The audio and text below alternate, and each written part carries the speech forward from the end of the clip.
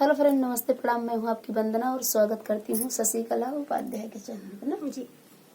शशिकला उपाध्याय जी हैं और आज हम लोग एक प्यारा सा सावन का कजरी गीत सुना रहे हैं। कैसे लगेगा कमेंट में बताइएगा और प्लीज इस चैनल को ज्यादा से ज्यादा प्यार दुलार दीजिएगा, सपोर्ट करिएगा। इनका सब्सक्राइबर हो गए हैं, वॉच टाइम बचा है। आप लोग से रिक्वेस्ट है कि अगर वॉच टाइम पूरा हो जाएगा तो इनका चैनल मोनो हो जाएगा तो बहुत खुशी होगी। आप सबका बहुत बहुत धन्यवाद होगा।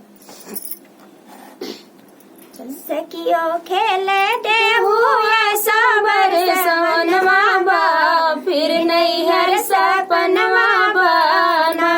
सखियो खेले देहु साबर सवनवा बा, फिर नैहर सपनवा बना।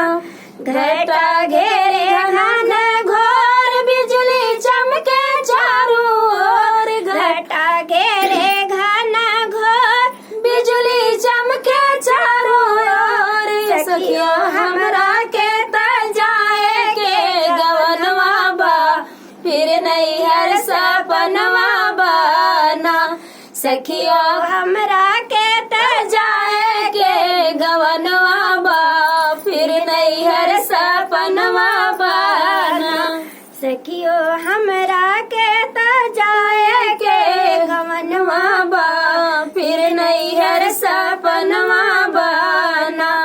आइल सावन की बहार, रिमझिम पड़ेला फुहार। आइल सावन का बहार, रिमझिम पड़ेला फुहार। हमरे सखियन में बसल सजनवा बा, फिर नैहर सपनवा बना।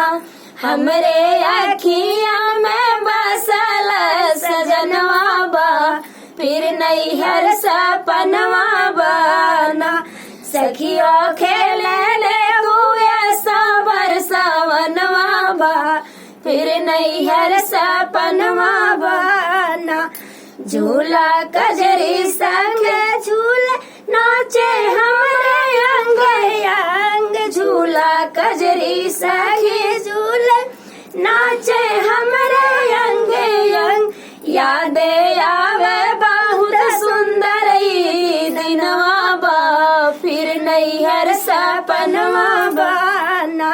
याद आवे फिर बहुत सुंदर दिनवा बा, फिर नैहर सपनवा बना। सखिया खेले रे तू सवास सवनवा बा, फिर नैहर सपनवा बना। आई है सैया जी हमार लइके डोलिया कहाँ। आई है सैया जी हमार लइके डोलिया कहाँ। हमरा जाए के बदूर जहनवा बा, फिर नैहर सपनवा बना। हमरा जाए के दूर जहनवा बा, फिर नैहर सपनवा बना।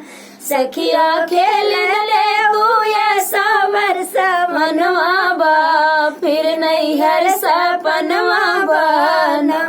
तो गीत कैसा लगा कमेंट में बताइएगा। फिर मिलते किसी नए गाने के साथ, तब तक के लिए बाय बाय दोस्तों।